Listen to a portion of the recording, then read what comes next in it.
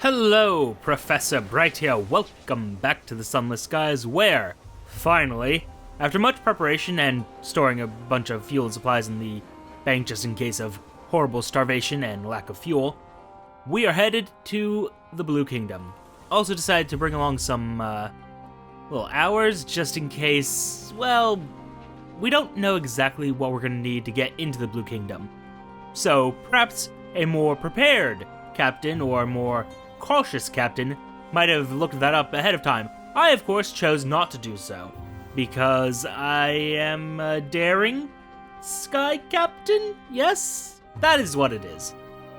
Also, it's just occurring to me now that I probably should have done that, but, oh well. Choices made, onward to elsewhere.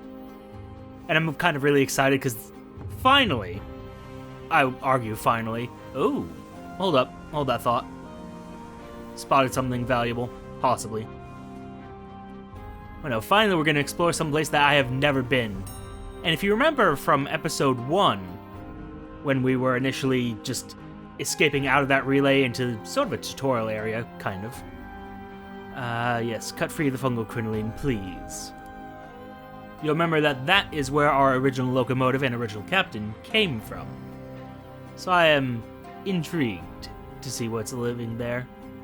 The fungus is tough, it's like cutting wood with a penknife, but eventually gives way. Oh, I was hoping for something more interesting from removing some of that fungal crinoline. But regardless, and now that the music has died, let's go into this Blue Kingdom, or at least attempt to go into the Blue Kingdom. We actually don't know if this relay works, do we? Oh. Clearly it did work at one point, because that's how we got into the Reach. And I'm remembering that the original captain of our original locomotive sort of died of burning wounds. Huh. This is probably going to be very unfortunate for everybody involved. Oh well. Yes. Oh, that's interesting. Future captains in your lineage will inherit the permit. Oh! That's really cool, actually. But yes, the Sing Jenkins relay. Let me submit my paperwork, and by paperwork I mean money. And actual paperwork, too. Okay. The official considers you from behind his desk at the relay gate. A thoughtful nod. We must be cautious for the Empire's safety. He appraises you. We need to be certain you're the right sort of captain. He picks up the coin purse you place on the counter and considers heft. Clearly you are. He bears a tobacco-tinted smile as he prepares your permit. The paper is white as lamb's wool, and thick enough to make an undignified wobbling noise when he hands it over. Adorable. Now. Oh. Well, that's interesting. Okay. I do need some more actual space, though. Ooh, hints and clues as to what's going on with these artifacts. These artifacts might have originated in the Blue Kingdom. As part of its concord with London, the relay's officials are obliged to accept them for passage into the kingdom. Ooh. I do have an awful lot of them. But I brought along all these hours, so... You have enough hours for your journey, and a little extra for the station. A donation of hours should convince the officials to wave you through. And let's go to the Blue Kingdom. Second class, mind you. Oh. I see. The official cracks open a barrel and takes an hour crystal. The hours will, he concedes, do. Enclosed in your engine's pocket of hours, it's hard to say how long the passage will take. Unseasoned hours tend to be melancholy and anxious. Your journey is likely to be wearing. The machinery grinds and stirs, steam vents. The sigils of the edifice burn with sullen fire. A force like a great hand seizes your engine. And onward to elsewhere.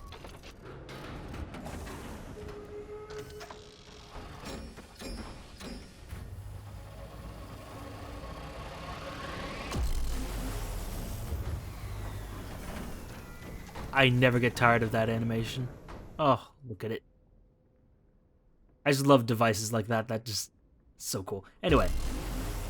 Oh, hello. You are less blue than I expected. Beyond these gates lie the kingdoms of the living. Well, those gates. To be clear, this is much more civilized than I thought it would be. I hesitate to use the word civilized, but it has the meaning I believe. Excuse me? Oh, are we already at the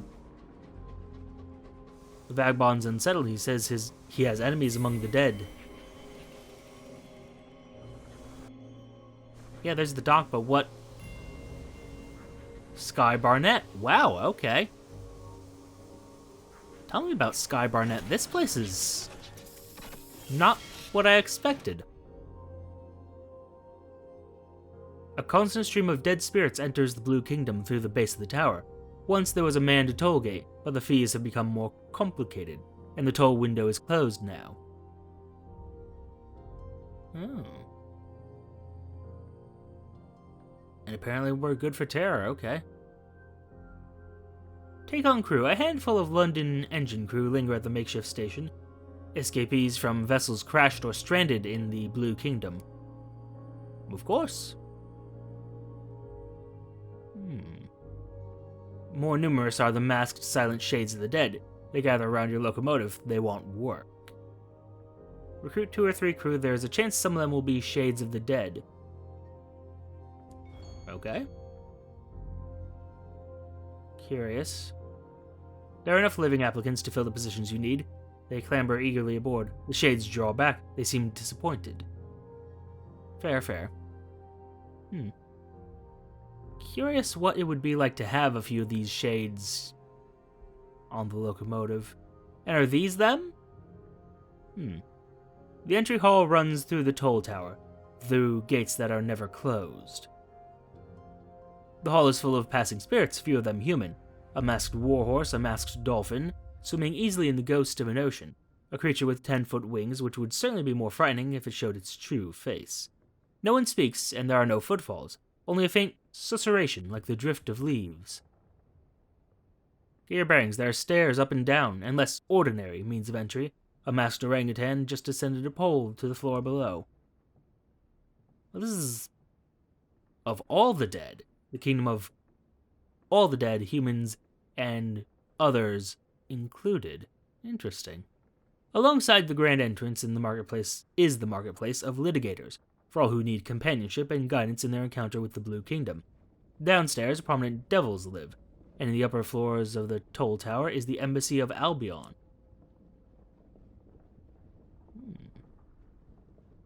Well, first things first, I suppose. We do have a job.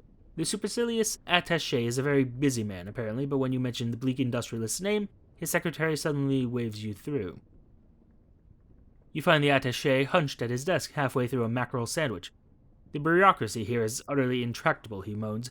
I tried all the official channels, honestly. I filed forms until my hands bled, but they won't even tell me where she is. It's no use anyway, the dead can't go back. Ask where you should start looking. You'll have to track her down the old-fashioned way. A testament of salt, you say. A spirit is sent first to the White Well for judgment at the stone-faced court, explains the attaché. If they are officially declared dead, they move on to death's door. From there, well, nobody knows.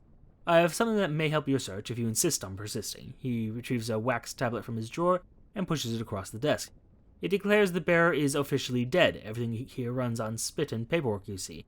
I went to a lot of trouble to get hold of this, so tell the industrialist that my debt is paid. Oh. Interesting. A lot of bureaucracy in this place. Curious, but okay. Litigators and resident devils have set up their stalls among the crowds headed into the Blue Kingdom. Don't go alone, hire a psychopomp, advises a banner in indigo lettering. A masked woman is negotiating at the first booth, offering 2 silver coins and a lock of hair. I mean... Oh. Interesting. I mean, of my options, mirrors and hearts isn't really my thing, but... Question a litigator about the Blue Kingdom. They offer preliminary consultations free of charge. You ought to be marked anti-deceased, explains the litigator bluntly. You know what that means, of course. Have a seat. The consultation is free of charge for the first 12 hours. Looking for anti-deceased status in the Blue Kingdom. Oh. Curious. Very curious. A litigator's assistant has offered you a pillow on the stone floor and prepared you a cup of heated ox blood. In front of you is a wax tablet which offers a menu of suitable questions and which is entitled Liturgy of Consultation, Lesser Rite. What is anti-deceased status? I mean, before dead status. And where might one inquire it? The antedeceased are those who, and here the assistant coughs significantly, come to the Blue Kingdom ahead of their time, when they have not yet passed away. The kingdom does permit to the antedeceased a certain limited access to its functions, but one will always be something of a curiosity.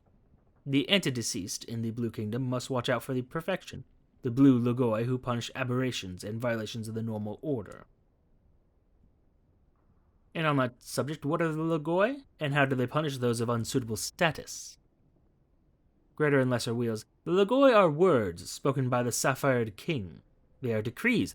They are statements about how the world should be. They are giant wheels of spinning fire.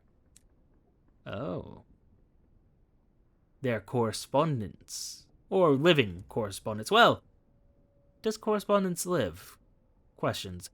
Regardless. What is ephemera status, and why are the ephemera so many? Those who have come to the Blue Kingdom in the proper way. The ephemera are the many, many dead who have come to the Blue Kingdom to enter by death's door. They are ephemera only until they pass through, and then... But it is forbidden to speak of that higher mystery. The assistant interrupts the liturgical explanation in order to ring a bell 3 times and to kiss a branch of antlers wreathed in honeysuckle. The ephemera are not entirely free of troubles, however. It may take time to proceed through death's door, and while they remain outside, they are harried by the gold logoi in order to inspire them to better and wiser behavior. And the yoked, and why might one dread it? Yoked spirits are those bound to the service of the Blue Kingdom. They serve its logoi and its courts, carry objects, and convey souls. Those who are yoked must guard against the red logoi, the propriety, who protect the kingdom from its own servants and make sure that no one is overly seen or excessively heard. Ooh. And why is invisible status the worst of all?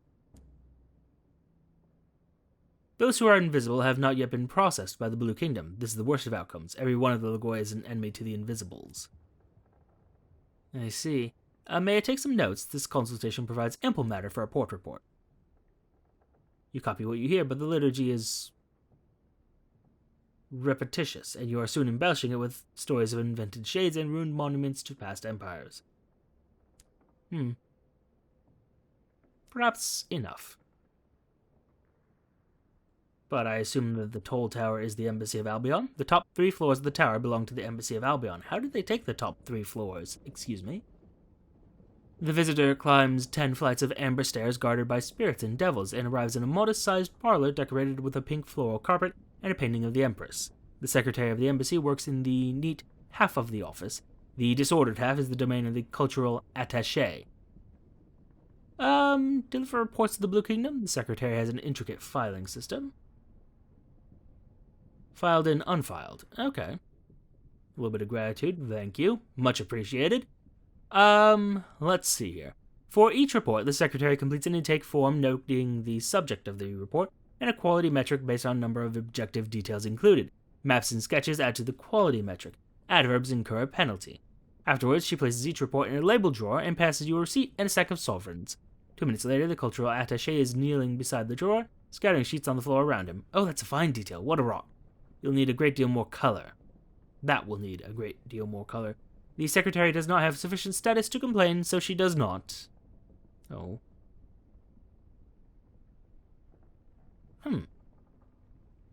I mean, 56% chance, not bad.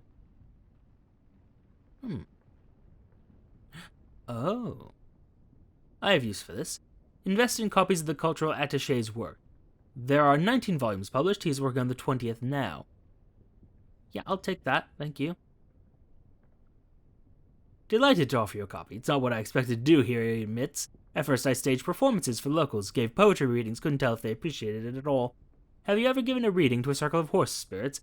Even then, you've got ex-humans listening, they'd put their their jar of voices in the front row. You couldn't say which voice went with whom. I have questions there, but okay. Also, I badly mispronounced that entire sentence, but we move on. Now, these notes have had a very receptive audience back home.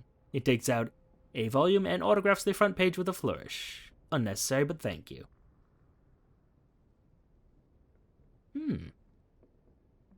Interesting. Do you offer services to Londoners, by any chance? I fear you'll have to hire your own litigator from the marketplace of litigators if you want representation, says the secretary. Regrettably, the Embassy of Albion cannot intervene in local matters. From her tone, it's clear that while someone might regret this circumstance, she personally does not. Very well. Seek an appointment with the ambassador. You will have to convince the secretary that you have an appointment already, and apparently this takes... Interesting. Give it a shot. And succeed. Wonderfully sneaky. The ambassador is in. When you arrive, the ambassador is dressing a wound on her arm. My predecessor was afraid to leave the toll tower, she remarks as you come in. He hardly saw any of the Blue Kingdom. I'm determined not to duplicate his errors. But, as you see, there are some costs to the more assertive approach. The cuts on her arm are clean and shallow. They look like characters in an unfamiliar alphabet. An encounter with the Lagoi, she says, and now I don't know what it's supposed to mean. Sit. What do you want from me? Oh. Interesting. The ambassador is a tall, silver-haired woman. She is draped in medals and commendations, but none of them are recent. Piled in front of the ambassador is a stack of demands, all marked urgent, pertaining to payments due soon, past due, and in their final notice period. Ask the ambassador about the accuracy of the volume. Is the cultural attaché's work officially approved? The books are for Albion. Without constant reports about progress, Albion won't send any support for their embassy, or any salary for their staff, and when they do pay, they're stingy. Say the attaché may publish what he likes, especially if the publishers continue to pay in sovereigns and supplies. Besides, this volume infuses just enough truth to interest readers back home, while omitting what might trouble them. I tried once to write home a report about the Court of Wales, she remarks. They accused me of being honey-mazed, but it was all true. When there's a new verdict in that court, they sing in the water. I mean, yeah, whales. That's what whales do. Am I allowed back in? Thank you, dearie. She's struggling to write a report home with her right hand. Her mood has not improved since last you visited. Unfortunate, but I was just here like 10 minutes ago. Anyway, offer to help with her financial concerns. There might be value in putting the ambassador in your debt. There is, the ambassador admits, a small matter. The embassy's place in the toll tower is leased by permission of the Blue Kingdom. Observe the lease, she says, pushing a document across the table towards you. It says that we are entitled to remain here for 3 viewings of the sun. The devils take this to refer to days by the calendar, and they are having fees levied against us. But I argue that I haven't seen the judgment of the Blue Kingdom even once, so the lease is nowhere near complete. She watches expectantly to see whether you still want to be involved.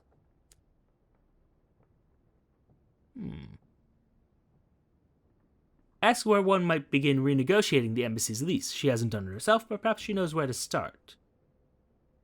The House of Days will have to give a ruling, the ambassador says. They do intake for humans at the Court of Apes. They have never allowed me further than that, but perhaps you'll be more fortunate. I see. To the House of Days, then. Perhaps not just yet, though. We won't be doing more there, because I want to get myself a litigator. I don't know if I want a cowed Loquacitor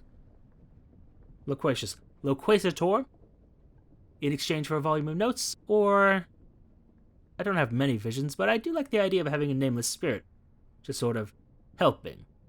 On the other hand, the cowed Loquacitor is, perhaps more suited to, well, assisting with the problems I have. Namely that my hearts and veils are a little on the low side. Nameless spirit it is. Making choices. Making random choices. Honestly, I don't really have a much better reason. I just like the idea of a nameless spirit. But anyway, the nameless spirit's voice creaks out of its jar. Question marks there. Thank you, it says. I have always been an explorer. It's a deep voice, deeper than one should be able to fit into a container sized for pickles. As if to acknowledge the incongruity, the nameless spirit winks at you, but you have the sense it is also searching for something in your face. It's not sure whether it's found the something. The Nameless Spirit will assist you for a month before further payment is required. Good to know about that. Okay. Well, we apparently have a platform over that way, so let's take a look at that. I'm curious about this place. We appear to have found ourselves in a sort of celestial bureaucracy. Huh. Gorgeous. And the music, while it was playing, was pleasant. Beautiful in a way. Some of these structures, they remind me of the stuff I saw in the Reach. Curious, is this what the Judgements architecture looks like normally? Found ourselves the House of Days already. Perfect. Progress made, sort of. At least in this matter of getting the embassy their renegotiated agreement. The house is lit from nowhere in the color... Let me try that again. The house is lit from nowhere in the color of dawn. It has no windows anywhere in its great facade, only colonnades and stone. It gives the impression of having been extended again and again, portions of the building at different heights with different roofs, as we observe. The porch of the House of Days. The House of Days is a palace so large that it is hard to see both ends of the facade. The staircase up is many stories tall and ballrooms wide. There's only one door. Spirits go in briskly, but those who come out are slower, not always sure where to go next. A masked rubbery spirit sits on the steps, holding an application tablet smeared in yellowish fluid. Application denied, no right of appeal. Oh? Oh dear. I'm invisible at the moment. That's not good. Mingling in the crowd approaching the staircase, there are creatures and spirits without number, and hopefully I can get lost in that. As you walk down a crowded thoroughfare, you notice the masked spirits shuffling to one side and dropping reverently to their knees. Some are raising unlit candles, some have retrieved broken hourglasses from their robes, others are scrawling complex symbols on the floor in chalk. The cause of the commotion appears at first glance to be just another spirit in a porcelain mask, taller than the others, his stride more sure, luminous energies swirl at his feet. Should you be kneeling as well? Might as well use this nameless spirit now that I have them. A servitor of the Blue Kingdom, murmurs the nameless spirit, gently pushing you to your knees and handing you a stick of chalk. One of the Sapphired King's most trustworthy servants, only a step below the Lagoi. There are many possible obeisances, but the simplest is to scrawl your name in the gutter and sweep it out as it walks past. You do as instructed. The servitor doesn't so much as glance your way. In moments, it turns the corner and is gone. All around you, spirits clamber to their feet and resume their business. Curious. Back to the porch, though. Evidently can't do that again. Oh, attempt the doorway? The door is guarded by 2 wheels of light. This seems like a terrible choice that I'm making. Living and resplendent. They're not quite too bright to look at. Unwelcome. One of the wheels circles you. You have no shadow. Illuminated like this, the fact strikes you as obscurely shameful. You are invisible, says the wheel. The language it uses is a single word, which is its own name and which you comprehend without translation. You must present yourself to the proper authorities and be given a status in the Blue Kingdom. A masked chimpanzee passes you, snickering. It has been marked with a seal that declares it ephemera. I thought I already knew how to do that, but don't I just have to go and present myself to some sort of, Anyway. Enough of that, I suppose. The Antechamber of the Pasekritis. What may see the Pasekritis at any time. Hello. I see. I see. He appears as a sigil of flame at the heart of the House of Days. The same sigil is reflected in the polished stone. It is written at the head of the page, every page, in every appointment book of the house. It is spoken as greeting and parting by the servants of the house. To be noticed by the Pasekritis, however, requires effort and prior arrangement. Listen to rumors about the Pasekritis. Each time you hear the name, it conveys new meanings to you. The Pasekritis is a logos, a word that was spoken by the westernmost king and has echoed ever since. Depending on your translator, the Pasekritis' meaning may be rendered as any of these phrases. Eternal dominion, everything in its place, no drop-in meetings permitted. The sigil is painted in nectar on the ceiling of the Court of Hummingbirds for the better understanding of the winged spirits. In the Court of Whales, it is expressed in bass song. In the Court of Bloodhounds, it is translated, almost accurately, as a scent of vetiver and sandalwood.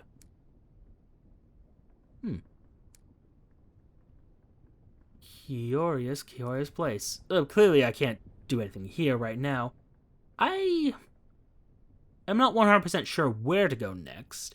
I have many locations, I assume. But I think those will all be matters for the future. For right now, I'm quite excited to be exploring more of the Blue Kingdom, and I shall see you all soon. Thank you all for your time. Note the like, comment, and subscribe buttons below. Use them responsibly, and goodbye.